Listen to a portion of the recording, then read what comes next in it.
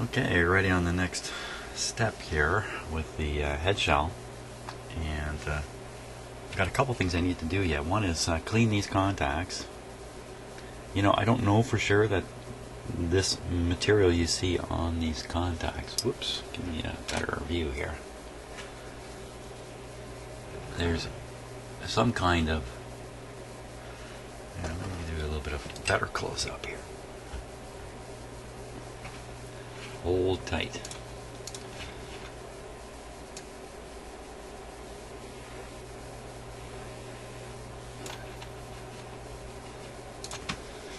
So there is some kind of stuff on each of these contacts. I've seen this quite a bit, and I'm not sure what it is. It might simply be silver tarnish. I'm really not sure. But that's one problem, to get the tarnish off. The other problem is, at least one of these clips, this one here, has actually come loose from its moorings, which is just these little plastic tabs here. You can see another one that's ready to give up the ghost here too. So I really need to fix these guys down before I do anything more with them. And I think the solution there has to be epoxy. What happened? I bumped the wire and knocked it right out? So I think if I just load epoxy back here, it'll freeze these guys in place and preserve them, because they are not going to last the way they are. So that's the next step. Okay, so I'm just finishing mixing up the epoxy here. You know, you can't stir this stuff too much. Both components are very viscous, and they do not mix. Not like water. Okay, I think we're ready here.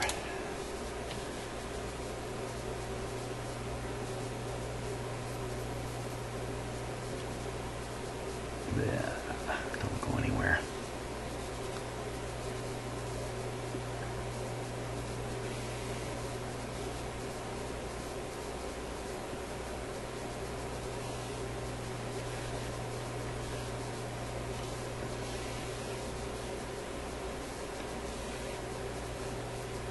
I should keep this going for years and years and years to come. So you can see that this is a mass-produced item, which is why it's designed the way it is. Even though in the long run, it presented some problems here. I'm sure many of these record players have this exact same problem. But from a manufacturing point of view, it's really, really attractive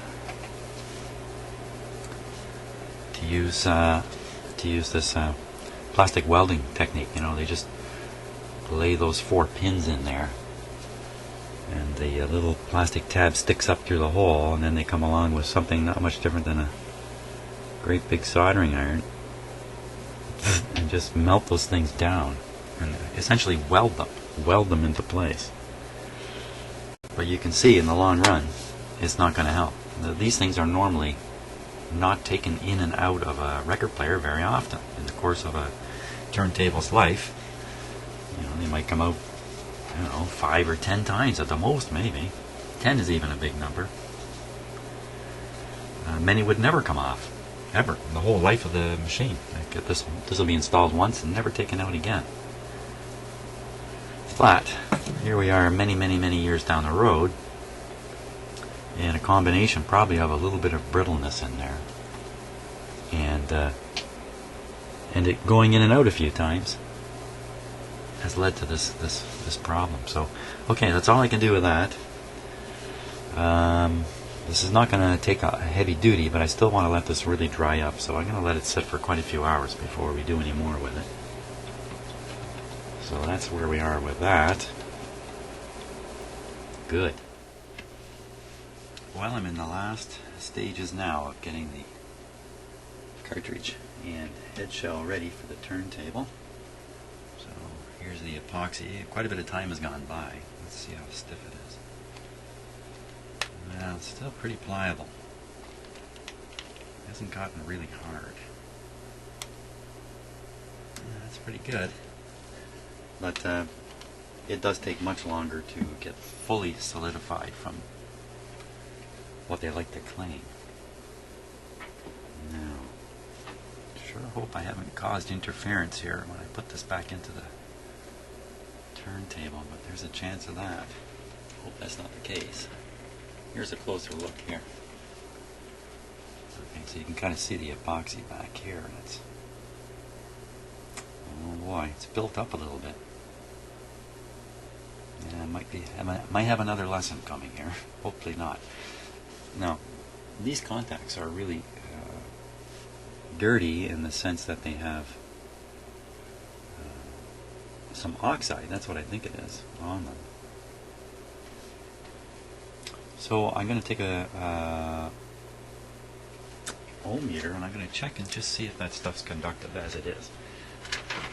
Yeah, some metals, their oxides are conductive, such as copper. So when you see an older piece of copper, here's one right here. Okay, so that's got some oxide on it. It has that brownish color. This is a little bit shiny, but you can even see duller copper. Brown colored copper. It's still quite conductive, there's no problem. Well, that's actually not regular copper, that's copper oxide here. Now this might be silver oxide, I have no idea what this really is. So that's okay, let's see what happens here.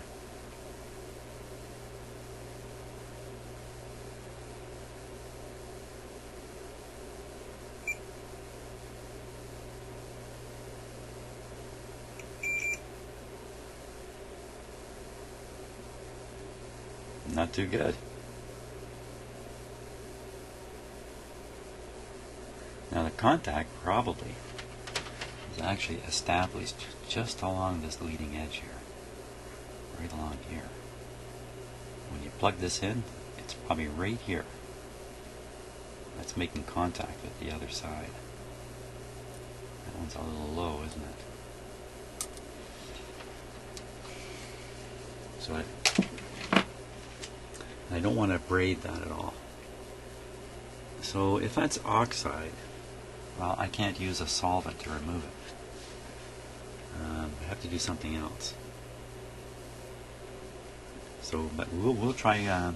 I tried alcohol, didn't do anything. We'll try one more solvent and just see what it does here.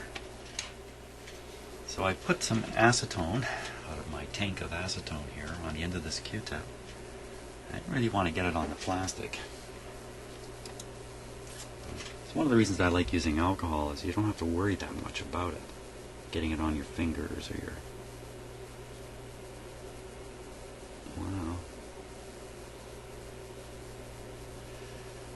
Acetone I'm not so familiar with.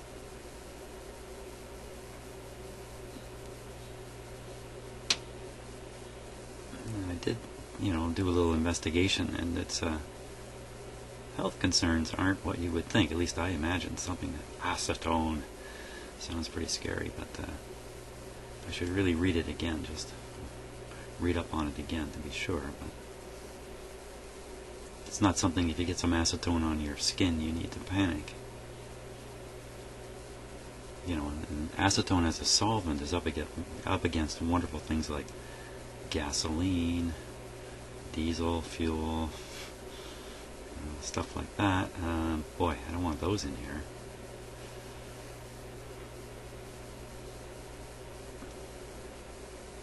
Well, I don't think it's doing anything.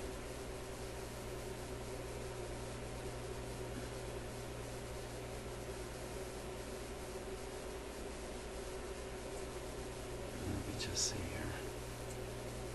It might be. So maybe that wasn't a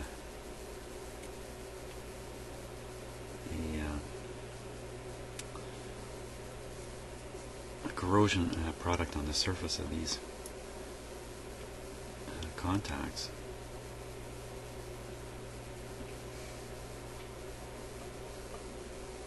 I don't know. I don't know if I'm making any difference here.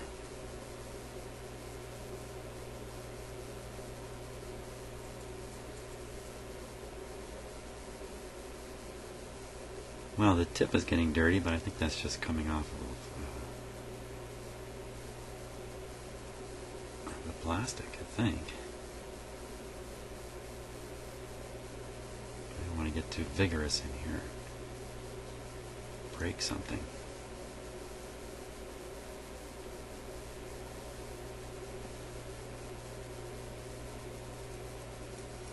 Sometimes you want to let a solvent sit and do its thing.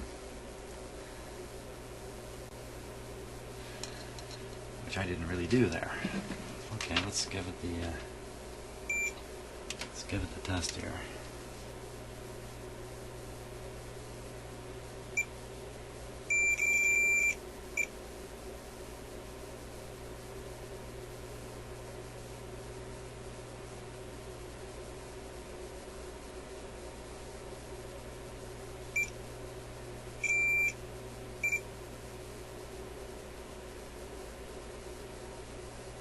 Okay, so this top part up here is the part I'm most concerned about. I'm going to put this contact onto it and then feel around with the other one.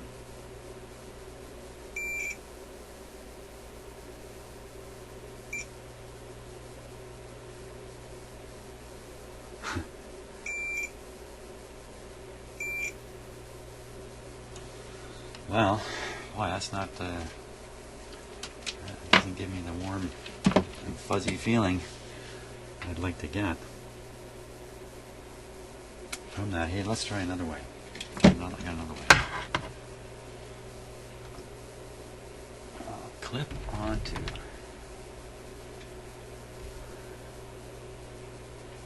Let's say the red wire here.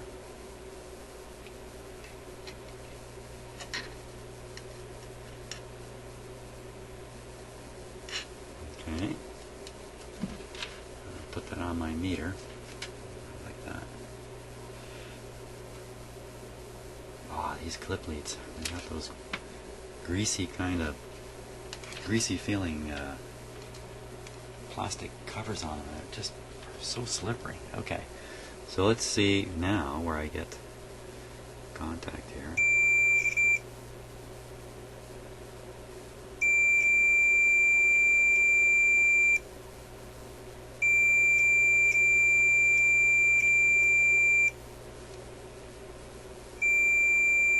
Pretty good. That's not so bad.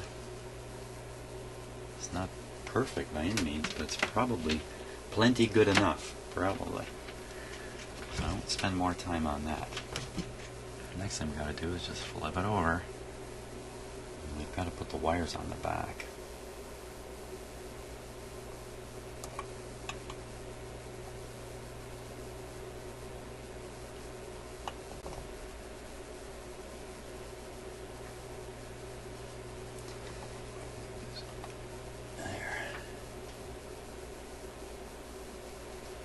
You can see all four of the terminals.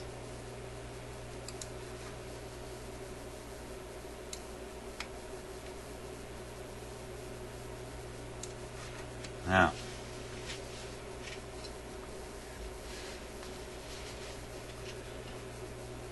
I gotta get a look at the end here. These are in just a square box formation. Okay, so it shows plus on the lower ones and minus on the upper ones. And right, okay, I saw the L. I got it. I saw the L. So this one here is left signal. And this one is right signal. These ones are the grounds. So we'll start with the right signal. We'll start with the lower one because it's just the hardest one to put in. And,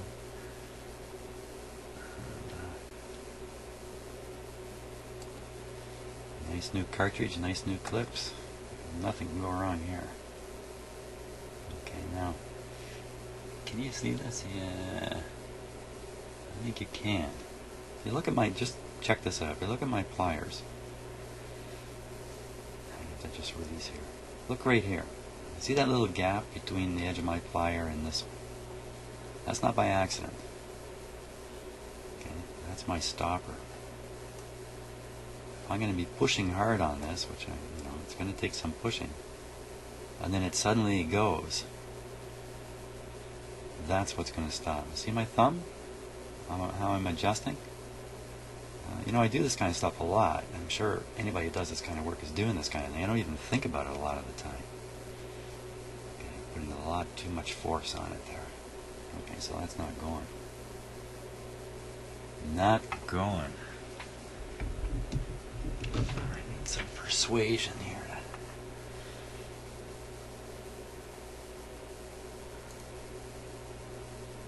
Well, this can be overdone real easy, so just trying to widen that one end out just a little bit.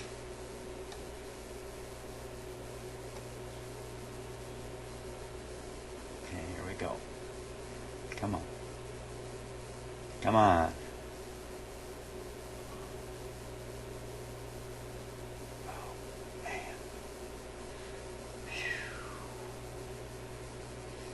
Well, I don't want to make it sound too crazy. I mean, I'm pushing hard, but yeah, that's about very much as hard as I would want to push. So I'm going to have to loosen that next one up a little better. The other signal wire is the white one. So we're going to,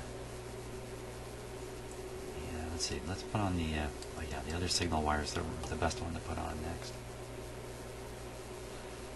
But I want to open that up a little more than the last one. I don't want to be pushing so hard.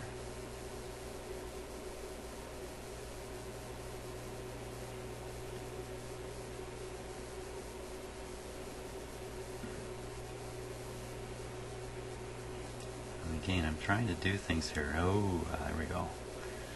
So that I'm not relying on high pressures. I'm using leverage and things like that as much as possible on all this kind of stuff. This one's going to slide right on here. There we go. Anytime I see I can get an advantage from levering something, that's what I like to do. This one looks open. This green one already looks a little more open.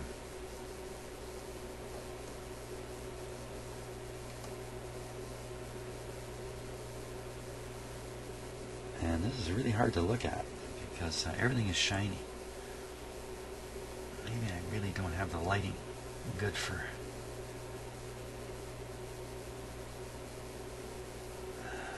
Well, that's not coming off. Now this last one, the blue one. This becomes a big problem with record players. See these connections. So I'm going to put it in there. Get my other tool set right. Oops. And then rather than shove, shove, shove, I'm going to bring it down like this. I get the other tool right. It's almost done already. That's better. See, like I could shove, shove, shove. It's a little bit uncontrolled then. But if I just, I don't know if you can really see what I'm doing. I'm just bending it down a bit. Did that even work?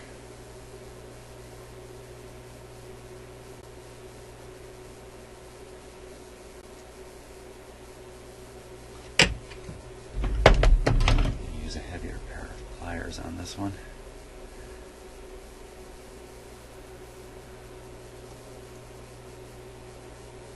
Oh yeah.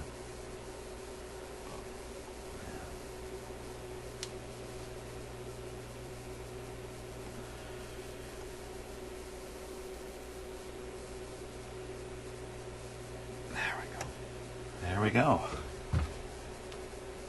Excellent. Okay, I'm going to pop that into the turntable. And we're going to see what happens. A great moment coming here.